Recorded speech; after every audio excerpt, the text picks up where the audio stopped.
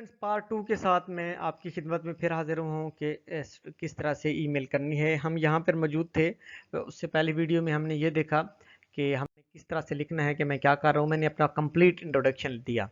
जब आप अगली लाइन स्टार्ट करेंगे तो उसमें आप लिखेंगे currently I want to apply for scholarship name. आप कहेंगे जी इस मौके पर मैं अप्लाई करना चाहता हूँ फलां स्कॉलरशिप में। फॉर एग्जांपल आप कहते हैं कॉमनवेल्थ में, फॉर एग्जांपल आप कहते हैं फुल ब्राइट स्कॉलरशिप फेलोशिप पे, या आप चाइनीज गवर्नमेंट स्कॉलरशिप, आंसू, कैस्ट वास, which scholarship you want to apply, आपने उसका मेंशन कर देना है। उसके बाद आपने कहना है कि आई have gone through your profile, कि मैंने आपकी प्रोफाइल देखी। अब यहाँ पे आपने प्रोफाइल का लिंक जरूर देना है। देखें जब आप उसको लिंक देंगे तो प्रोफेसर कहेगा कि वाकई इस बंदे ने मुझे ढूंढा है और इस बंदे ने जो है ना थोड़ा काम किया है, वाकई में मैं इसने मुझे मेरी लैब को ये लाइक करता है, जो कि इस बंदे ने प्रूव भी दिया है कि मैंने ये प्रोफाइल आपकी देखी है।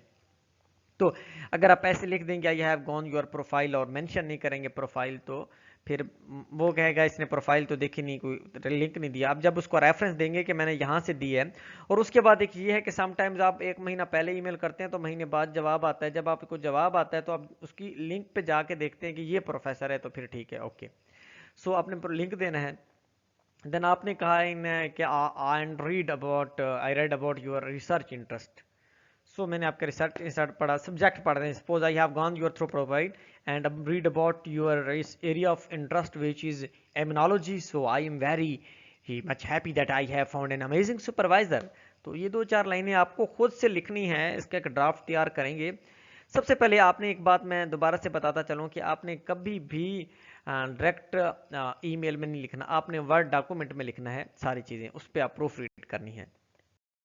देन आपने लिखना है कि I wish to join your team and I am interested in completing my PhD under your kind supervision, कि मैं जो है आपकी सुपरविजन में अपनी पीएचडी कंप्लीट करना चाहता हूँ, आपकी टीम से बड़ा इंप्रेस हूँ और मैं इसको ज्वाइन करना चाहता हूँ। ये बातें आपने लिखनी है जी। फिर आपने लिखना है कि as I am very interested in your research field.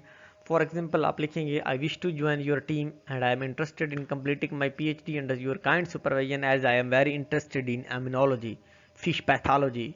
या आपने लिखना है जी मैं मैक्रोबियल जेनेटिक्स और ह्यूमन जेनेटिक्स जिसमें आप इंटरेस्टेड हैं, तो आपने उसको मेंशन करना है। देन आपने लिखना है कि so I am also reading your research article and found this interesting and feel myself generally capable of conducting the research undertaking this live. और यहाँ पे आपने एक तो रिसर्च पेपर का रेफरेंस दे देना है कि मैंने आपकी ये रिसर्च पेपर पढ़े, लिंक दे दें कि मैंने ये रिसर्च पेपर पढ़े जो आपसे रेलिवेंट हो। तो मैंने वहाँ से पढ़ने के बाद मुझे बड़ा मैं खुशी फील की कि बड़े अच्छे रिसर्च पेपर हैं, और जिस तरह का सुपरवाइज़र मैं चाह रहा था, जिस तरह का एक वेल नॉन सुपरवाइज़र और बहुत बड़ा काबिल जहीन तरीन सुपरवाइज़र मैं जो चाह रहा था, तो और इस रिसर्च एरिया में जो कि टाइम की ज़रूरत है, तो वो मुझे मिल गया। आपने ये मेंशन करना है। देन आपने लिखना है it will be interesting in my future setup and I will work hard in my field, कि मेरे फ्यूचर के लिए भी अच्छा है और मैं इस फील्ड में बहुत ज़्यादा काम करूँगा। तो सुपरवाइज़र को पता चल जाएगा कि ये बहुत ज़्यादा इस फील्ड में इंटरेस्टेड है और हार्ड वर्क करना चाह रहा है, तो मेरे लिए बेनिफिट हो सकता है, मेरे प्रोजेक्ट्स को रन कर सकता है, हम एक अच्छा प्रोजेक्ट बना के एक अच्छी साइंस प्रोड्यूस कर सकते हैं।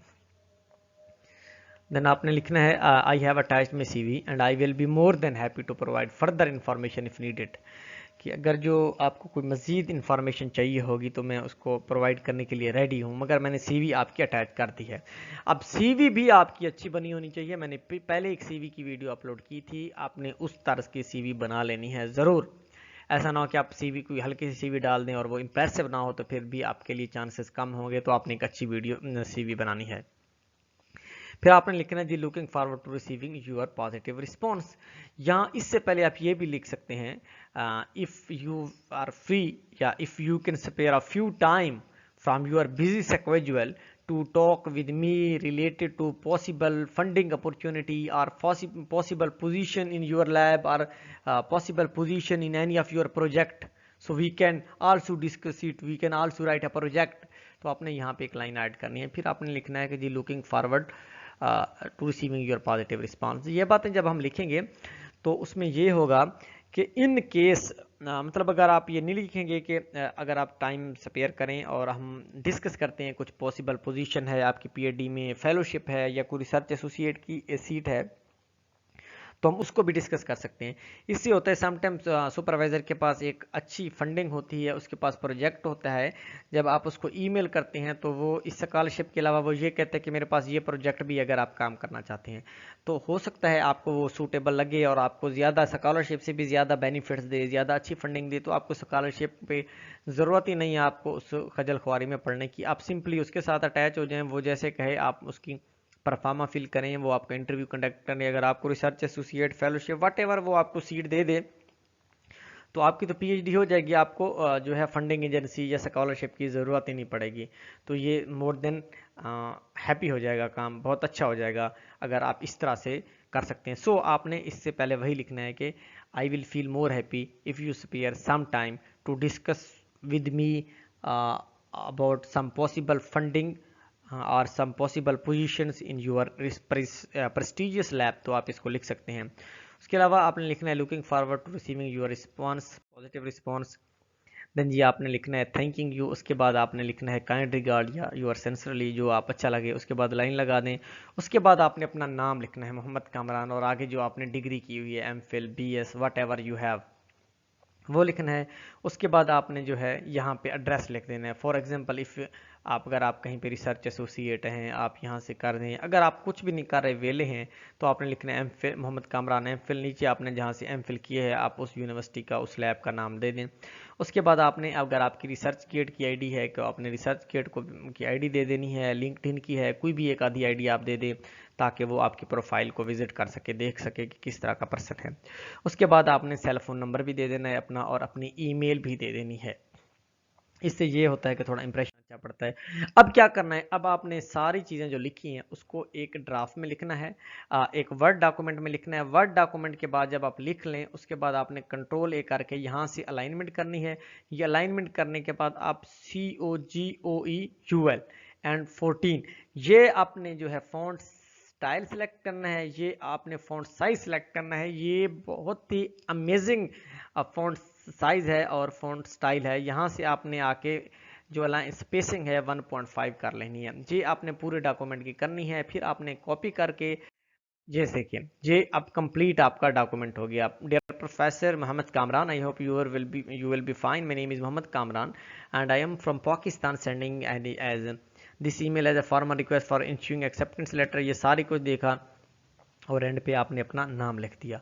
अब इससे ये होता है, इसको जब आप जो मैंने फ़ॉन्ट स्टाइल बताया है या मैंने फ़ॉन्ट ब्लैक कलर आपने प्योर रखना है और आपने अपनी एक अच्छी सी सीवी बना के अटैच करनी है, और उसके बाद जब आप सुपरवाइज़र को आपकी ईमेल जाएगी तो ही विल इम्प्रेस, वो थोड़ा टाइम लगा के आपको देखेगा।